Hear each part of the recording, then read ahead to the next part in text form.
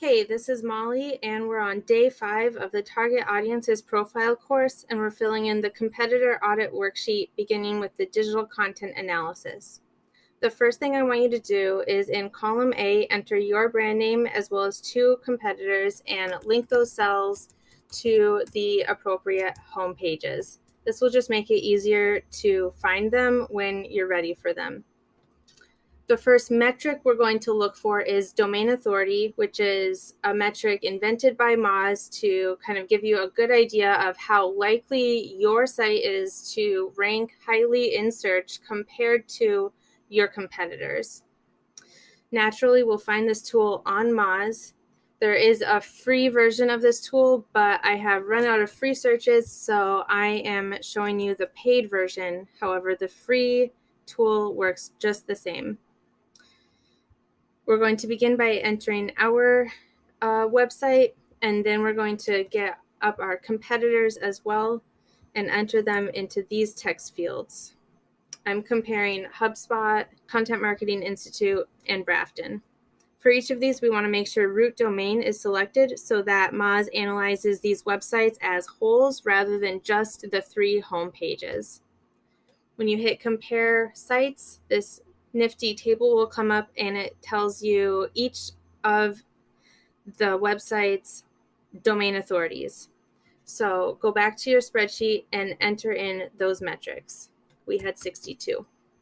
Next, we're going to look for search visibility by way of ranking keywords.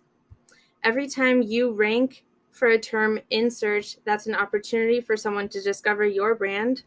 So what we're seeing here is how many opportunities you have to draw in a new user. Next, we're going to look at content mix. This is a very manual process. There's no magic tool that tells you how many blog articles a specific person or website has. So we're just going to dig around on our competitors' websites. I'll give you some tips. Content Marketing Institute, I know that they keep their blog under articles, and so that's exactly where we'll find it. You can see blog up here in their URL. Here, I'm able to count up how many blog articles they have on one page, and I can see that they have 365 pages of blog articles. Next, we're going to look for ebooks and white papers. These are more middle of funnel content, whereas blog articles are top of funnel content, and I explain what that means in the email. I can see under resources, they have white papers and ebooks here. Next, we're going to look for case studies and testimonials, which are more bottom of funnel content. Let's take a look at HubSpot's website. Under resources, they have customer stories. That's a common, phrase that brands will use when they're talking about case studies and testimonials. If you ever have trouble finding one particular type of content on someone's site, here's a little trick I like to use. Type in the word site, and no space, enter their website, and then search in quotation marks the exact term that you're looking to find. And I can see here, Content Marketing White Paper Library. That's probably where they keep their white papers.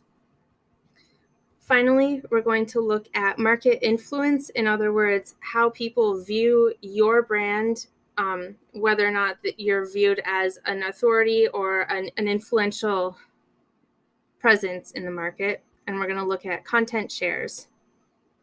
So for this, we're going to use the Web Content Analyzer on BuzzSumo.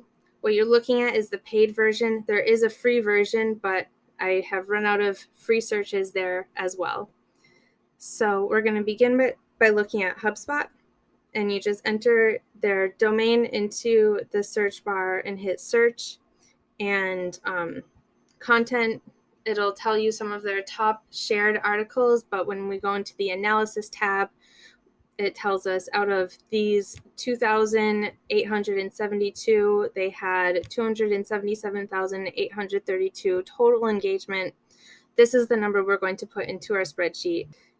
In the next video, we're going to look at the keyword gap analysis tab in this spreadsheet. If you have any questions, please let me know.